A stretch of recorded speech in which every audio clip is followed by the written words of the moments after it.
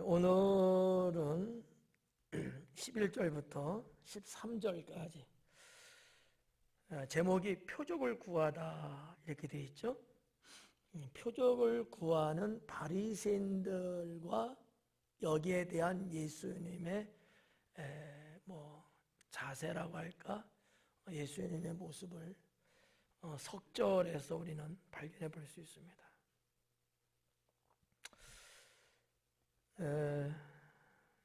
지난 시간에 우리가 10절에 보니까 달마누다로 가셨다라고 그랬어요. 달마누다는 어디라 그랬죠? 막달라 또는 마가단. 그러니까 마가단, 막달라, 달마누다 다 똑같은 장소에 지명만 이제 다른 거라 그랬죠. 네, 그쪽에 배를 타고 옮겨가신 거예요. 그리고 이제 11절의 내용이 되는 거죠. 자, 배에서 내리셨어요. 달마누다 지방에 가시니라. 11절에 바리새인들이 나와서, 바리새인들이 해상에서 만나진 않았을 거 아니에요, 그죠? 배 타고 와갖고. 그건 아니고 예수님 배가 달마누다 해변에 선착장에 이제 도착을 한 거죠. 이때에 바리새인들이 벌써 알고, 바리새인뿐만 아니고 일반 백성들도 그렇겠죠. 예수님 배 내리는 거기에 몰려온 거예요. 그 내용을 이제 말씀한 거고, 바리새인들이 나와서 예수님을 신란하며 또 예수님을 시험하여 하늘로부터 오는 표적을 구하거늘 그래요. 오전 예배 때는 성경 헬라 성경 언어대로도 이렇게 해드렸는데 별 의미가 없는 것 같더라고. 그래서 저녁에는 그냥 안 해도 될 것 같아요, 그죠?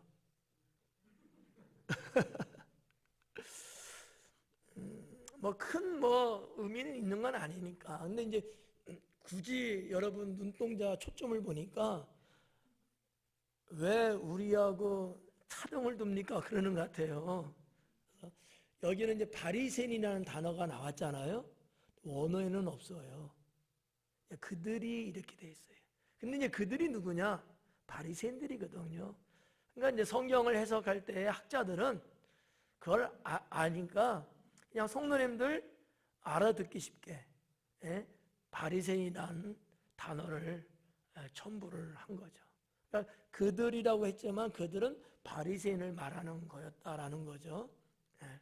이제 그런 내용인데 문제는 그게 아니고 그들이 문제예요. 바리새인들이 나와서 예수님을 신란하며 그래요. 이 신란하며라고 번역이 됐는데 여러분 어떻게 이 단어는 좀 쓰는 단어예요? 신란한다? 우리 형관사님 어때요? 전혀? 예. 우리 성재는? 그러지? 나도 모르겠어. 우리가 평소에 쓰는 단어가 아니거든요. 신란한다. 아주 생소하고 쓰게 된다면 특별한 경우에 학문적으로나 쓸까? 생활적으로는 사실 안 쓰는 거거든요. 그러면 이 단어, 이 원어가 뭐를 의미하는 거냐라는 거죠. 일종의 쉽게 말하면 생트집을 잡는 것 같은 거예요. 신란하다라고 이렇게 번역은 됐지만 트집을 잡는다는 거예요. 그래서 트집을 잡으려고 시비를 거는 거예요. 그러니까 논쟁한다라는 거는 트집을 잡으려고 논쟁했다라는 얘기거든요. 원어는 그렇게 돼 있어요. 그러니까 바리새인들이 예수님 배 타고 온다는 소식을 벌써 접하고 그 해변에 몰려들었는데 바리새인들이 왔다는 거예요. 트집 잡고 말싸움 걸려고 왔다는 거예요. 이해가요? 네. 여러분은 그런 분 없죠? 조금 있나비요? 없어요?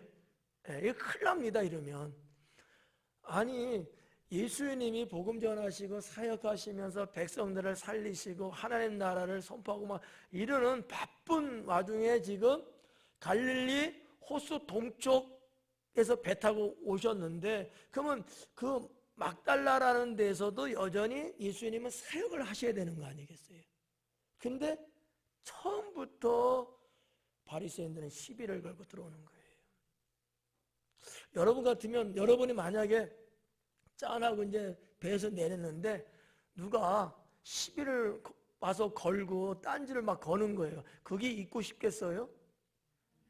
그러면 어떻게 하고 싶겠어요? 빨리 떠나고 싶을 거야 아마. 예수님도 그래서 빨리 같이 가셨대요. 그러니까 왜 이 말씀을 드리냐면, 우리도 일상적인 생활을 할 때에 바리새인 같은 사람 되면 안 된다는 거지. 트집 잡으려고 말을 거는 거야. 그냥 사람이 좋아서 또 대화하고 싶어서 말을 걸면 얼마나 좋겠습니까? 근데 말을 거는 이유가 트집 잡으려고 하는 거야. 어디 흉 잡을 데가 없을까? 어디 꼬투리 잡을 데가 없을까? 이런 심보를 갖고서 말을 걸어오는 거예요. 여러분이 목사님 저한테, 목사님 저 좀 보세요, 이 말 어투가 달라, 기분이 달라, 시비 붙으려고 목사님 저 좀 보세요 막 이러는 거야. 네. 아까 찬양할 때처럼 아주 발랄하게 막 그렇게 목사님 저 좀 봐요 막 이러면 좋은데, 목사님 저 좀 보세요 이러는 거야. 내가 겁나서 살겠어요? 네. 그러니까 바리새인들이 그렇다는 거지. 성경에서 예수님 당시의 바리새인의 존재감, 그분들에 대한 평가는 거의 다 부정적이죠. 그렇죠? 여러분은 어때요? 바리새인 하면 훌륭한 분이다, 멋있는 분이다, 대단한 분이다, 신령한 영적인 분들이다, 이렇게들 생각하셔요? 아니면 사사건건 시비 걸고 예수님을 어떻게 하면은 잡으려고 이런 사람이라고 생각하셔요? 어때요? 후자죠. 네. 우리가 살면서 이러면 안 된다라는 거지. 행여나 여러분 앞에 있는, 여러분의 기억 속에 떠오르는 사람이 혹 마음에 안 들어도 이런 짓을 해서는 안 된다라는 거지. 왜요? 여러분이 누구냐는 거지. 여러분이 누구냐 이거예요. 하나님 자녀 아닙니까? 믿음으로 사는 분들이잖아요. 이런 분들은요, 이렇게 트집 잡으려고 말 걸어오고 말싸움하자고 하고 이러지 않는다는 거죠. 근데 늘 보면 바리새인들은 그랬어요. 그럼 바리새인들은 왜 그럴까? 태생이 원래 그럴까? 아니 바리새인 원래 그러려고 태어났을까? 도대체 뭐 때문에 그냐 이거예요. 바리새인 배경에는 누가 있어요? 사탄이 있는 거예요. 누가 있다고요? 사탄이 있는 거예요. 바리새인이라고 하는 신분의 그분들 원래는 그런 사람이 아니에요. 근데 왜 그런 짓을 해요? 왜 예수님 딴지 걸고 왜 하나님 나라 복음 전하는데 왜 계속해서 시비 거냐 이거예요. 영적으로 사탄이 그들을 꼬이고 사탄의 하수인이 돼서 지금 사탄이 시키는 대로 원하는 대로 좀 하고 있는 거잖아요. 우리 박기숙 집사님 기도하시면서 작은 구멍 틈 하나 이런 표현하셨는데 맞아요. 저와 여러분 안에도 사탄에게 바늘 구멍 같은 틈만 줘도요, 사탄은 우리를 자기의 하수인으로 쓰려고 침범에 들어옵니다. 이거 조심해야 되는 거예요. 바리새인이라고 하는 신분의 이분들은요, 사실적으로 상당히 훌륭한 분들입니다. 유대 사회에 있어서 하이칼라예요. 엘리트 중에 엘리트예요. 최고의 석학들입니다. 그러니까 학문으로 보면 우리나라로 말할 때 서울대 법대 나오고 서울대 정치학과 나오고 서울대 철학과가 나오고, 서울에 있는 학교 말고 서울대학교, 정말 유대 사회에서는 최고의 학문을 연마한 사람들이에요. 신앙으로는요. 이들만큼 하나님을 잘 믿는 거 따라갈 자가 없었던 거예요. 이분들은 모세 율법을 달달달달 외우고 하나님 말씀대로 미간에 붙이고 손목에 메고 그렇게 정말 살려가는 분들이라는 거죠. 그러니까 종교적으로도 대단한 분이고 학문적으로도 대단한 분이고, 그러면 사회적으로 어떠냐? 유대 사회를 어떻게든지 지켜나가려고 하는 이런 그 시대 지도자들이에요. 이 정도면 훌륭한 거 아닙니까? 그럼에도 불구하고 왜 이렇게 사사건건 예수님 사역, 하나님이 원하시는 세상 구원에 대해서 왜 거짓거리 하고 있냐 이거예요. 그렇게 멋있고 훌륭한 분들이 영적으로 깨어있지 못하니까 그러더라는 거죠. 네. 성도 여러분, 우리도 뭐 이것도 잘하고 저것도 잘하고 뭐 생긴 것도 멋있고 그냥 뭐 삐까뻔쩍하고 다 좋아. 그러나 이 한 가지가 만약에 부족하면 어떤 거? 영적인 거 이 한 가지가 부족하면 오히려 그 좋은 스펙들, 오히려 대단한 능력들이 하나님 영광을 위해서 쓰여지는 게 아니라 하나님을 대적하는 데 쓰여지게 된다는 거죠. 그렇잖아요?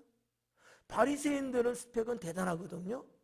근데 이거를 어떻게든지 예수님을 핍박하고 방해하고 또 백성들을 불안하게 만들고 자기들의 이익을 챙기고 이런 쪽으로 왜 발달하고 있냐 이거지.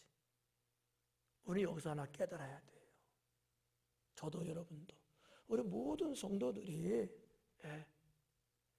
그런 육적인 그런 것들도 좋지만 그보다 그거를 더 영향력 있게 쓰려면 하나님의 은혜로 그 모든 것들을 커버할 수 있어야 돼요.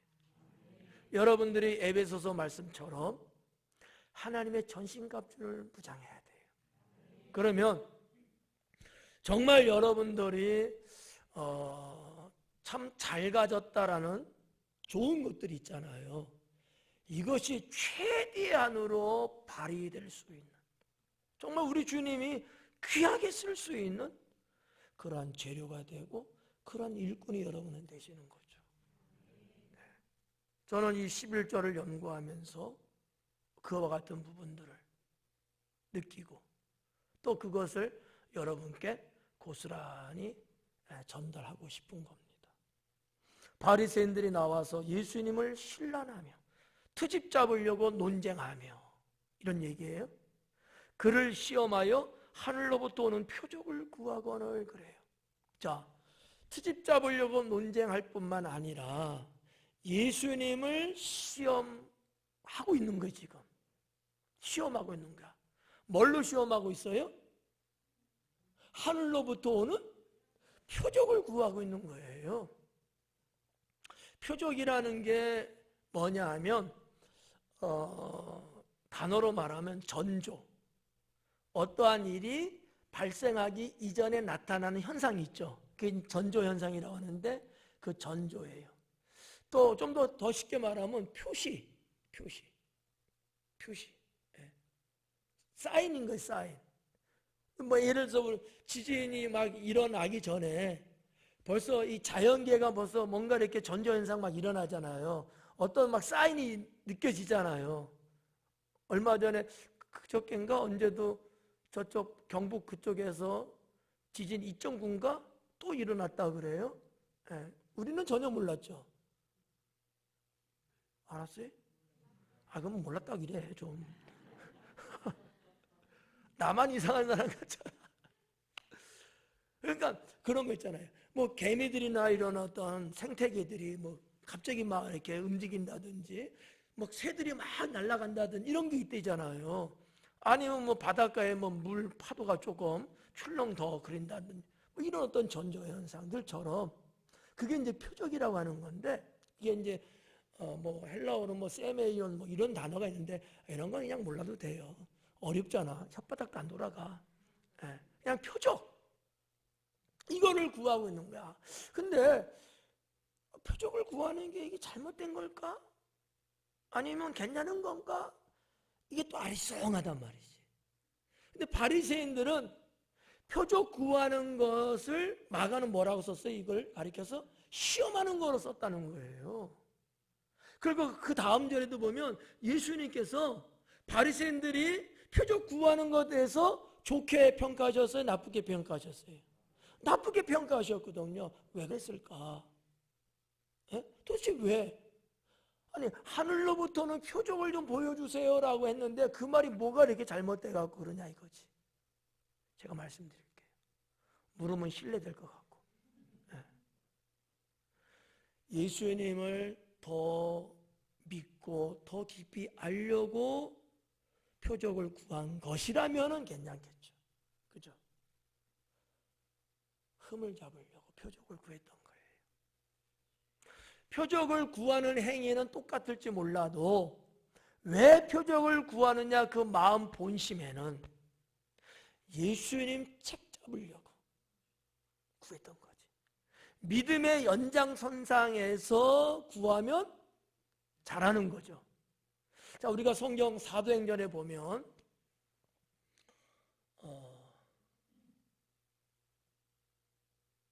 베레아 성도들이 베레아 그 지명이에요. 저 갈라디아 그쪽에 가면 베레아라는 마을이 있거든요. 거기 성도들이에요. 자, 이분들은 하나님께 예배드리고 주의 종이 말씀을 전했잖아요. 그러면 그 말씀을 듣고 집에 갑니다. 그걸 끝이 아니에요. 누구는 끝이더라고. 근데 그분들은 아닌 거야.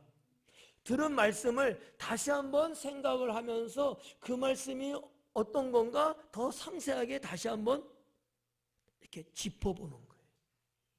의심해서요? 아니에요. 더 소상하게 알고 싶어서.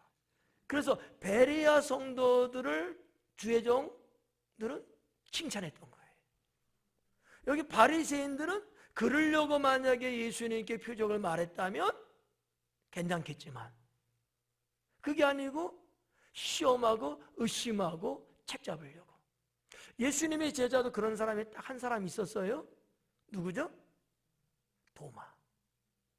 따다다다다다다 이 도마 말고 칼질하는 데 쓰는 도마 말고 도마가 주님 부활하신 거 안 믿었잖아요.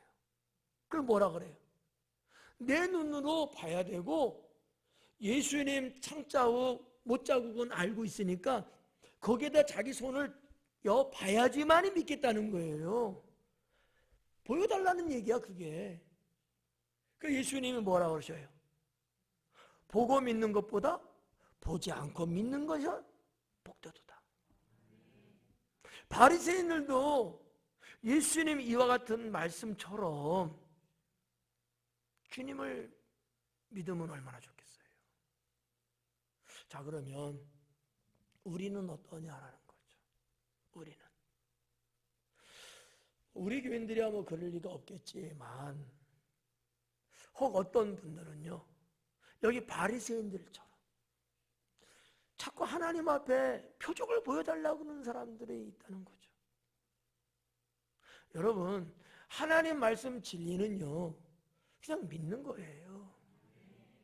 여러분 지식이 얼마나 대단해서 하나님의 말씀을 여러분이 뭐 수술해갖고 어떻게 뭐 알 수 있겠어요? 어림도 없어요. 하나님의 미련함이 사람의 지혜로움보다 낫다고 성경에 있잖아. 우리가 아무리 박식하고 아무리 지식이 많아도 주님의 말씀을 내가 이 머리로 헤아린다고 하는 거는요 어불성설이에요. 이건 말이 안 되는 거거든. 그러면 어떻게 하라는 거야? 주님 말씀은 믿는 거예요. 자, 여러분 예수님 여러분의 구세주로 믿고 계시죠? 하나님 여호와는 전능하신 분이라고 믿고 계시죠?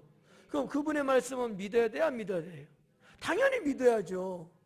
그런데 안 믿고 자꾸 아니요 주님 노 땡큐 표적 좀 보여주세요 이러는 거야. 내가 너를 사랑한다. 아니요, 말만 하지 말고 표적 좀 보여주세요 막 이러는 거야. 내가 너를 인도하고 내가 너에게 복을 주겠다 그러는데 아 싫어요, 표적 먼저 보여주세요 막 이러는 거야. 바보같이. 무슨 표적을 보겠다고. 제가 보건대 이거는 신앙의 출발, 신앙의 ABC부터가 잘못됐다. 신앙의 기초부터 잘못됐다는 거예요. 뭐 제가 그냥 알기에 뭐 우리 교인들이니까 여러분들은 그런 사람 없다고 제가 믿고 싶어요. 키워줘도 또 별거야 이게 또. 제가 물 마실 동안 한번 생각해 보세요.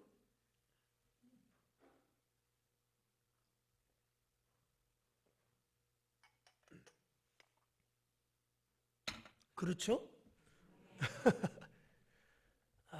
참 처음에 좀 하면 어때? 너무 양심 따지지 마요. 믿음으로 가는 거야. 참, 여러분 목사가 참 좋은 사람 같아. 그것도 또 아니니까 또 아멘도 안 해주시나. 자, 우리가 바리새인을 보면서 하나님을 믿고 그분의 말씀을 믿고 나에게 하시는 메시지를 믿고 가야 되는데 그러지를 못하고 자꾸 헛다리 짚듯이 뭔가 자꾸 보려고 하는 거.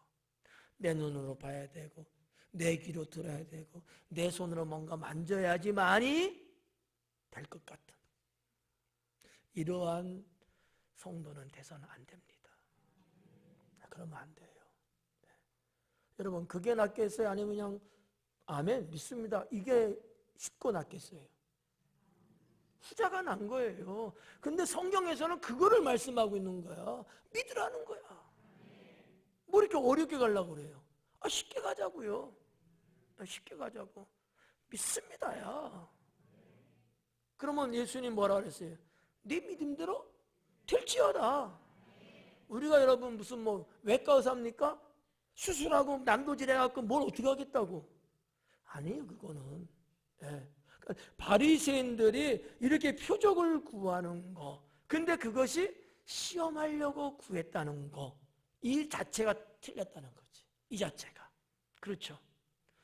여러분 뭐 성경에도 뭐 이런 사람들이 간혹 나와요. 기도원 같은 사람도 이런 케이스 중에 한 사람이었잖아요. 하나님께서 백성들을 구원하고 거기에 기드온 용사들을 하나님이 쓰시려고 함에도 불구하고 기드온은 못 믿었잖아. 그래서 자꾸 표적을 구했잖아요. 그거는 올바른 거 아니었어요. 네. 저는 그래서 여러분들에게 권면하고 싶어요. 그러지 마라. 그러지 마라. 그냥 주님 말씀이면 그냥 땡큐 아멘입니다. 네. 나는 정말 저도 그렇지만 여러분도 그렇게 살기를 소망합니다. 네. 그래서 이 말씀이 바리새인들이 나와서 예수님을 신란하며 예수님을 시험하여 하늘로부터 오는 표적을 구하거늘 이라는 거. 11절 한 절을 보면서 바리새인들이 그렇다면 나는 어떤가? 나 자신도 한 번쯤 돌아보고 뭐 그럴 리는 없지만 혹이나 이러한 유혹이 올 수 있어요. 표적을 구하고 싶은 유혹.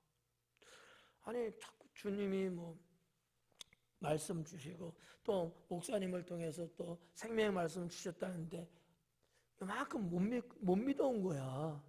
그래갖고 자꾸 뭔가 사인을 좀 받고 싶은 그런 충동 있을 수 있어요. 그러지 마라.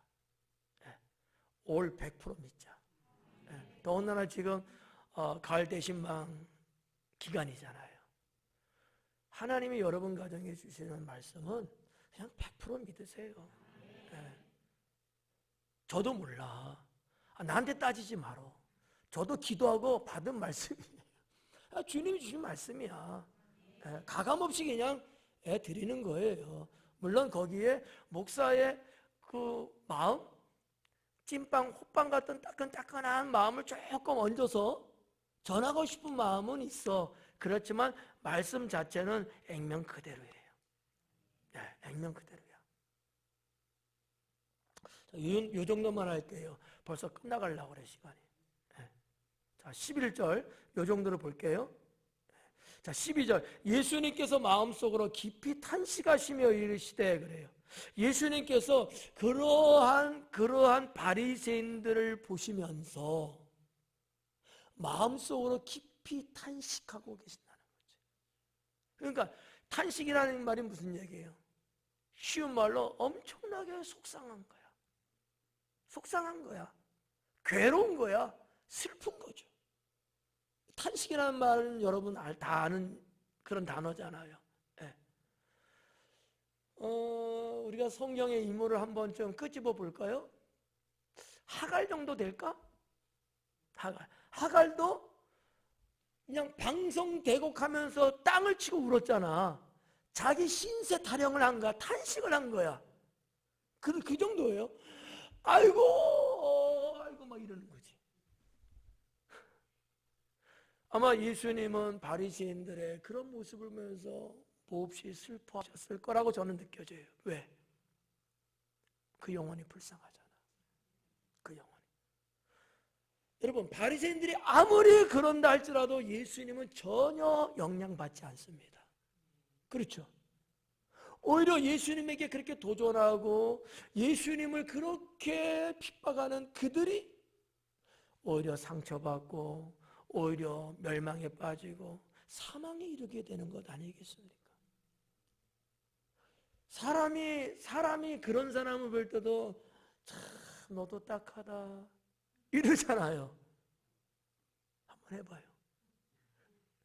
그러잖아. 말 같지도 않고 정말 어거지 부리는 것 같고 이럴 때 여러분 그러지 않아요? 대놓고 말은 못하지만 속으로 참 너도 딱하다. 왜 그렇게 사니? 그러잖아. 근데 우리는 육적인 거 보고서 그러는 거 아니겠어요? 근데 주님은요, 바리새인의 영혼을 보시면서 너무너무 슬픈 거야. 정말 딱한 거지. 그게 깊이 탄식한다는 말로 기록이 된 거예요. 그러니까 예수님의 그 마음을 마가가 성령의 감동으로 기록을 그렇게 했다라고 보시면 되는 거죠. 자, 그러면서 예수님이 뭐라 그래요? 이르시되 어찌하여 이 세대가 표적을 구하느냐?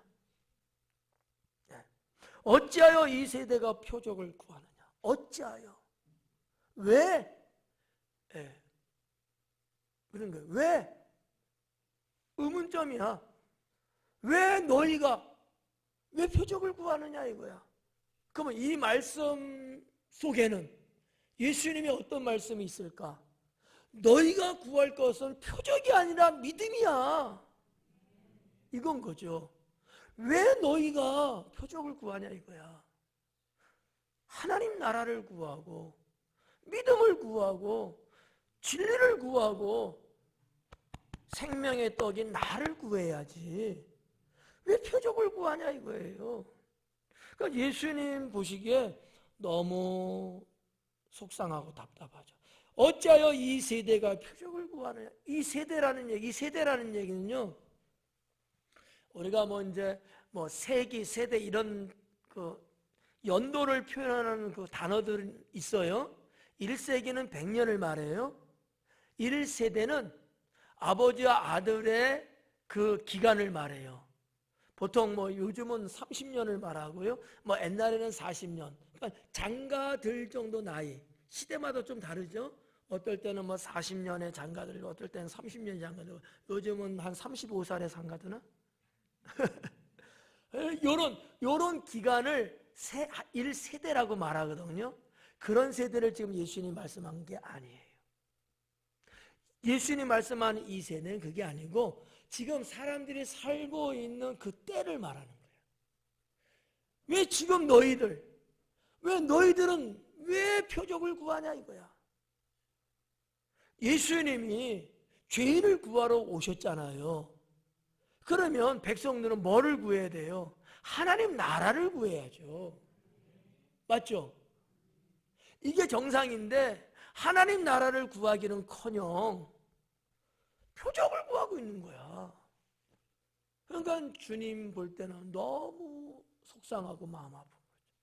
만약에 여러분들이 하나님 앞에 무엇을 구해야 되겠어요? 성경적으로 너희는 먼저 그의 나라와 의를 구하라. 맞아요? 틀려요? 그런데 뭐를 먹을까, 뭐를 마실까, 뭐를 입을까 구하는 것에 대해서 예수님이 그래 잘했어 그랬어요? 아닌 거잖아요. 생활에 염려가 있으면 마음이 어두워지고, 그죠? 사탄이 치는 덫에 걸린다 그러잖아. 그러니까 하나님 믿는 사람들은 뭐를 구해야 돼요? 하나님 나라를 구해야 되는 거야. 맞죠?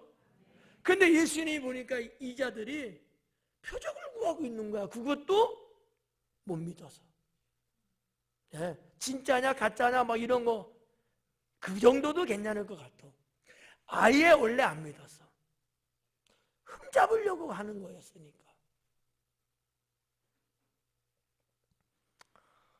그래서 이 12절에서는 어찌하여, 좀 원어적으로는 왜 이 세대가 표적을 구하느냐 하면서 좀 어떻게 보면 나무라는 식 같기도 하고 이 탄식하면서 내뱉은 한마디 소리이기도 합니다. 어떻게 해서 이 세대는 표적을 구할까? 통탄하시면서 하시는 말씀이거든요. 그러면서 자 여기 한번 봐봐요. 내가 진실로 너에게 이르노니 이 세대에 표적을 주지 아니하리라 하시고, 바리새인들은 표적을 구하는데 예수님은 거기에 뭐라고 답변을 하셔요? 내가 이 세대는 표적을 주지 않겠다는 거야. 표적을. 여러분, 이 12절에서 내가 표적을 주지 않겠다는 이 문장을 헬라 언어 성경으로 우리가 볼 때, 헬라 성경으로 볼 때에 뭐라고 기록되어 있는 거냐면, 만약 표적이 이 세대에 주어진다면, 이런 문장으로 되어 있어요. 만약에 표적이 이 세대에게 주어진다면, 원래 이렇게 되어 있어, 성경에는요. 근데 이것이 관용적 표현이야. 이게 좀 어렵죠? 쉬운 말로 관용적이라는 것은 무슨 얘기냐면 습관적이라는 얘기예요. 습관적. 그러니까 유대인들은 만약 이 시대가 표적을 원한다면 이렇게 말한다면 점점점점점점 이런 건데 그 뒤에는 안 나왔어요. 뭔지? 근데 관용적으로 이건 뭐를 말하냐면 내가 저주를 받으리라. 말은 안 했지만 이 표현을 했을 때는 이거는 관용적 표현이야. 유대인들은 다 그 말 정도 할 때는 무슨 말을 해요? 구약 성경으로 보면 하나님께서 내게 벌을 내리길 원하신다. 이런 표현들 성경에 나오죠. 그게 다 관용적인 거예요. 유대인들은 습관적으로 생활적으로 그런 말들을 써요. 근데 여기서 나온 이 내용은 뭐냐면 저주가 임할 거라고 하는 거죠. 이 세대에 표적이 만약에 주어진다면 내게 저주가 임하리라. 그러면 뭐예요? 표적은 없다는 얘기야. 이거를 강조하고 있는 관용적인 표현인 거예요. 우리 성경하고는 다르죠? 원어 성경으로 그렇다는 거예요. 원어 성경으로. 이만큼 예수님은 지금 바리새인들의 표적 구하는 것을 좋게 보지 않았어요. 탐탁하게 여기지 않았어요. 그죠? 잘못된 거로 본 거예요. 그리고 표적을 보여주려고 하시지도 않아. 근데 이제 물론 이제 표적에 대한 말씀을 뭐 마태복음 16장이라든지 이런 데 보면 있긴 있어요. 그때 예수님이 하신 답변은 뭐냐면 내가 표적을 보여준다면 무슨? 그렇죠. 와,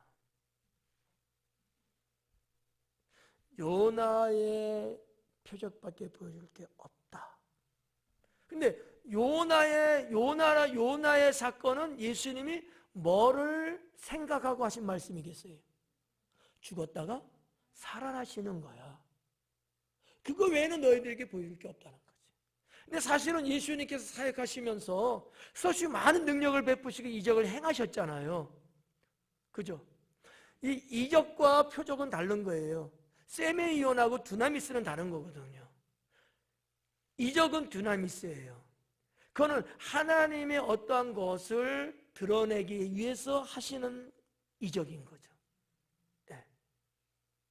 다르거든요. 근데 예수님은 없다, 안 된다라고 보시는 거야. 왜? 너희가 나를 믿지 않고서는, 이런 얘기야, 믿는 자에게는 그와 같은 표적이 얼마든지 신앙 삶 속에서 나타난다는 거지. 근데 안 믿으면 아무리 표적을 준다 한들 믿어요? 안 믿는 거야. 여러분 어때요? 제가 오전 예배 때 한번 물어봤는데, 여러분 신앙생활 하시면서 우리 하나님이 역사하시는 거, 여러 가지 체험적인 이런 것들, 표적적인 그런 것들이 어때? 있어요? 없어요? 그렇죠. 근데 여러분은 그 표적을 주님 표적 보여주세요 막 이래갖고 본 거예요? 아니야. 그냥 믿음으로 살아가시면서 하나님 은혜를 따라 살면서 주님이 그냥 보여주셨기 때문에 우리는 그런 체험이 있는 거잖아. 주님은 이거를 원하시는 거죠. 올바른 신앙이 무엇인가를 우리는 여기서 좀 살짝 눈치채야 돼요. 네. 아셨죠? 네. 자, 한 가지 더 있는데, 자, 예수님이 이 세대에 대해서 이야기를 하셔요. 아까 제가 말씀드렸죠? 지금 예수님 당시에 사람들이 살고 있는 그 때를 지금 이 세대라고 본 거야. 근데 그 세대가 예수님 볼 때는 너무 잘못된 세대예요. 하나님 나라를 구해야 되는데 구하지도 않고, 진리가 왔는데도 불구하고 진리를 믿지도 않고, 그렇게 염원하고 그렇게 소망하고 그렇게 기도하는 메시아가 자기들 앞에 왔는데도 영접하지도 않고. 그게 어느 세대예요? 그 세대야. 그 세대. 자, 우리가 성경에서 이와 같은 세대, 멸망과 죽음의 도사리는 흑암의 세대 같은 이런 세대가 성경에 몇 개 있어요. 다 말하면 좀 지겹죠? 한 3개만 말할까요? 하나만? 빨리 말해. 하나, 3개. 더는 안 돼요. 시간도 안 돼. 이렇게 말하면 졸음이 오다가도 딱 도망가. 설교만 계속 하면 막 졸려. 나 말고 듣는 여러분 중에서. 그런데 그 설교가 딱 끊어지고 다른 말 하면요, 눈이 번쩍 떠져 막. 초능력이야. 3가지인데 성경에서 한번 볼게요. 첫째는 롯의 세대예요. 롯 말고 아브라함 조카 롯 있죠. 자, 롯이 어디 가서 살았습니까? 소돔성에. 그 당시의 소돔성은 죄악의 도시. 그래서 하나님이 죄악이 관영해서 너무 죄악이 충만해갖고 정탐하러 오다가 아브라함을 만나고 하나님이 아브라함과 대화하시고 두 천사는 소돔성으로 들어가잖아. 맞죠? 제가 잘못 말한 거 없죠? 네. 그때의 소돔성은 바로 이런 세대. 어떤 세대? 진리도 없고 하나님 나라도 없고 믿음도 없고 아무것도 없고 죽음만 기다리고 있는 세대. 그게 롯 세대였다는 거죠. 제가 볼 땐 그래요. 제가 볼 때는. 어디 가서 또 동네방네 또 우리 목사님 그랬는데 그렇게 말 안 해도 돼. 괜히 나 복잡해 줄 수 있어. 근데 제가 볼 때에 성경에서 어떤 세대가 이렇게 나오는데 그때마다 이 멸망과 죽음의 세대들이 있었어요. 그게 바로 노세 세대였다는 거죠. 두 번째는 노아의 세대였습니다. 하나님이 이 지구에 인류를 보니까 어땠어요? 죄악이 관영했다. 그래서 하나님 뭐라 그래요? 내가 사람을 지음을 한탄하노라 하시면서 뭐를 말씀하셔요? 노아를 불러갖고 배를 만들려고 그러잖아요. 그래갖고 노아가 배를 만들면서 배만 만들었겠어요? 당시의 백성들에게 복음을 전하고 하나님의 뜻이 무엇인지 거기서 돌아오고 방주에 들어오라고 이야기를 하잖아. 그럼에도 불구하고 그들은 그런 노아를 비웃었어요. 하나님을 우습게 여겼어요. 믿음이 사라진 시대였어요. 그 세대가 결국은 어땠어요? 물로 심판받고 말았습니다. 소돔성이 불로 심판받았다면 이 세상 지구는 노아 시대 때 물로 심판받았다. 그런 세대. 자, 마지막 하나인데 어떤 세대냐면 사울의 세대예요. 사울왕. 그러니까 사울이 왕으로 될 그때에 주전 1050년 경쯤에, 지금부터 한 3000년 전 얘기죠. 왜 그 세대가 예수님이 말씀하는 이 한탄스러운 세대하고 맞느냐라는 거지. 왜 그랬을까요? 봐봐요. 그 전까지는 하나님이 주의 종을 세우시고, 그죠? 때로는 지도자를 세우시고, 그러면서 이스라엘 백성들을 이끌어 가셨어요. 그런데 이스라엘 사람들이 뭐를 원했어요? 왕을 원했어요. 하나님이 도우시고 하나님이 다스리고 하나님이 완벽하게 이끌어가는 나라인데, 그런 하나님이 이제는 버거운 거야. 싫은 거야. 이방 나라 보니까 사람이 왕이 되었고 왕이 자기 백성을 다스리고 막 그런 게 괜히 좋아 보였던 거야. 겁먹던 거지. 오늘날 크리스찬들 중에도 그런 사람들이 있어요. 세상이 괜히 좋아 보이고 그게 그렇게 부러워 보이고 그래서 탕자가 된대잖아. 탕자도 그렇게 나간 거 아니겠어요? 네. 사울 시대가, 그 세대가 그랬다는 거지. 어떻게 됐어요? 그래서 하나님이 사울을 왕으로 세우시고, 그리고 이스라엘에 쭉 120년 내려오다가 이스라엘 나라가 둘로 쪼개지잖아요. 그래서 북이스라엘, 남유다 왕국.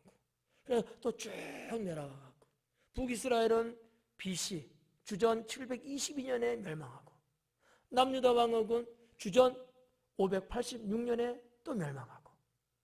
이렇게 한번 봐봐요. 그러면 맨 마지막에 586년이고 1050년 정도 잡으면 어느 정도 되는 것 같아요? 약 500년 정도. 그죠? 대충 500년. 제가 가만히 생각하니까 우리나라 이시조선도 500년이야. 나 뭐 이씨 보고 뭐라는 건 아니야. 네. 500년 동안, 네. 근데 이 500년을 쭉 내려왔는데 결국은 망했잖아요. 그 징조가 왕을 원했던 그때 이미 싹이 보였다는 거죠. 저는 그렇게 성경을 해석합니다. 이런 세대, 한탄스러운 세대, 한탄스러운, 정말 비통하고 혀를 깨물 수밖에 없는 그런 세대.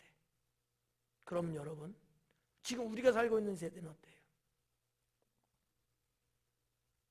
이 세대가 자꾸 표적을 구해요.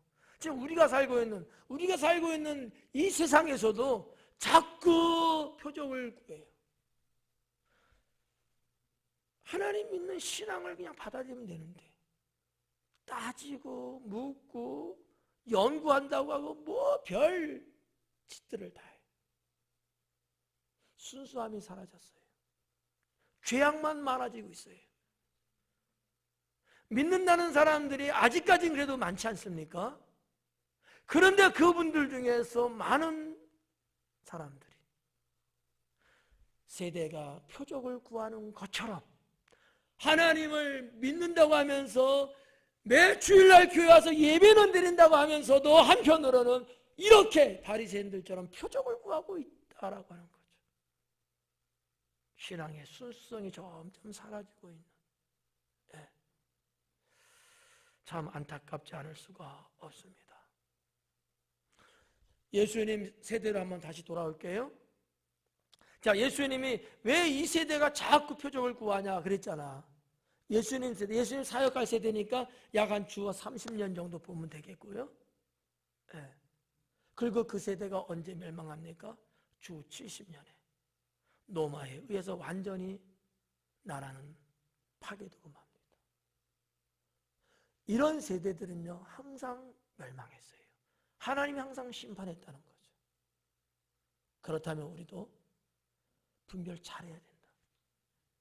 개개인적으로는 바리새인들처럼 표적을 구하는 사람이 되지 말자. 하나님의 나라와 의를 구하자. 진리를 구하고요. 주님을 우리가 소망하고 주님이 나와 함께 계심에 대해서 우리가 구하고 이렇게 가야지. 세상 사람들이 말한 것처럼 야 그럼 뭣도 좀 보여줘봐. 그럼 뭣도 좀 보여줘봐. 이런 걸 우리가 똑같이 구하면 안 된다 라는 거죠. 요즘 세상 사람들 어때요? 교회에 대해서 믿는 성도 여러분들에 대해서 뭐 시비 걸고 왜 이러냐 왜 저러냐 뭐 어디는 그런데 뭐 너희는 안 그러냐 막 이런 여러 가지 얘기하잖아. 그게 다 뭐예요? 그게 표적 구하는 거예요. 좀 야 한번 내놔봐 보여줘봐 막 이러잖아요. 표적 구하는 거예요. 여기 여러분 속으면 안 된다는 거죠. 덩달아 우리도 그러면 안 돼요. 덩달아. 인터넷 보면 뭐 그런저런 그런 또 뭐 그냥 자료들이 또 많아요. 여러분 믿으면 안 돼요. 믿으면 안 돼요. 자, 그래서 12절 말씀에 내용을 강의해 드렸어요. 이 세대 성경에 보는 그런 세대들이 그렇게 했는데 결국 그런 세대들이 다 하나님의 심판을 받고 멸망하더라. 예수님 살고 있는 그 세대도 역시 70년 후에는 멸망하더라. 우리는 이 세상이 표적을 구하는 것 같이 우리 그렇게 가지 말자. 그렇게 가지 말자. 하나님을 시험하는 거예요. 성경이 뭐라 그래요? 주 너의 하나님을 시험하지 마라. 시험하지 말라는 거예요. 그냥 주님이 말씀하시면 예 주님 예 아멘 이래야지. 왜 그래야 되는데요? 이러지 말라는 거야. 저 뭐 해주면 할게요. 이러지 말라는 거야. 주님 1000만 원 주면 제가 할게요. 주님 평고추 주면 제가 할게요. 그러지 말라는 거야. 그냥 순수한 믿음으로 가면 그거는 주님이 그냥 부수적으로 때를 따라 주시는 거지. 표적 구하지 말자. 할렐루야. 예. 그리고 마지막 13절. 그들을 떠나 다시 배에 올라 건너편으로 가시니라 그래요. 자, 그들을 떠나 다시 배에 올라갔대요. 자, 떠나라는 단어가 돼 있어요. 떠났대요. 근데 원어에 보면 뭐라고 돼 있냐면 버려두다 이렇게 돼 있어요. 예수님이 지금 바리새인들을 버려두고 그냥 배 타고 가신 거야. 자, 떠났다는 단어가 주는 뉘앙스하고 버려두고 갔다는 뉘앙스하고 같아요? 어떤 게 나쁜 거예요? 그게 버림받는 거잖아. 이렇게 마가는 기록한 거지. 왜? 복음을 안 받아들이니까. 주님 말씀을 영접하지 않으니까. 예수님은 자 달마누다에서 배 타고 왔어요. 그죠? 자, 배 타고 그 길 달마누다에 왔는데 바리새인들이 그러니까 여기는 시간에 대한 얘기는 없습니다만 원어로 말씀드리는 거예요. 내려서 얼마 안 있다가 바로 그들을 버려두고 배를 타고 움직이셨다는 거예요. 얼마나 그랬으면 주님이 그랬겠냐고. 아니, 예수님이 그렇게 다른 곳으로 이동하려고 경유할 장소로 달마누다에 왔을까요? 어떻게 생각하세요? 갈릴리 호수 동쪽에서 배 타고 거기 왔잖아, 막달라로.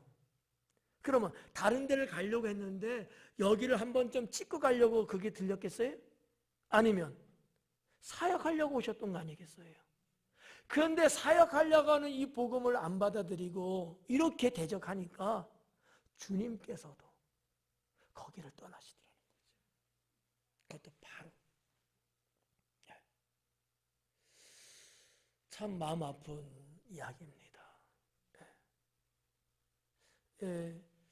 예수님 제자들 전도대를 파송시키면서도 이런 말씀을 하셨어요. 너희가 동네 들어가서 어느 집에 들어갔을 때 복음을 받아들이면 좋은데 안 받아들이고 거부하고 이러면 뭐라 그래요?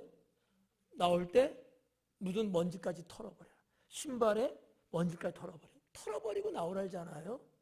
그게 뭐예요? 버려두라는 얘기예요. 무슨 얘기냐? 주님의 심판을 이야기하고 있는 겁니다. 그러니까 여기 지금 예수님이 지금 그들을 버려두고 배를 타고 움직였다. 그러면 그 상황은 예수님이 복음, 믿음, 말씀, 주님 영접하지 않고 거부하는 이들에게는 주님의 심판이 있음을 예고하고 있는 내용이다라고 하는 것이죠. 그게 13절 말씀이에요.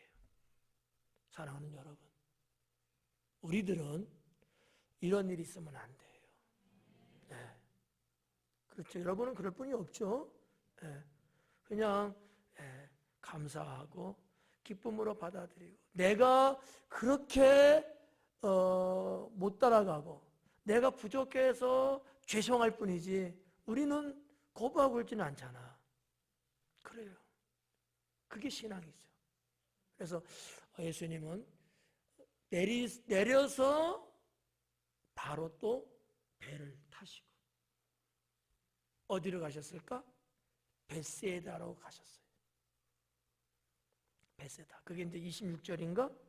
22절에 벳사다에 이르렀다 이렇게 나오는데, 그래서 갈릴리 호수 동쪽에서 서쪽으로 한번 횡단했다가 바로 다시 배 타고 다시 북쪽으로 배를 타고 움직이시는 내용이 13절까지 기록되어 있습니다. 오늘 여기까지 강의하겠습니다.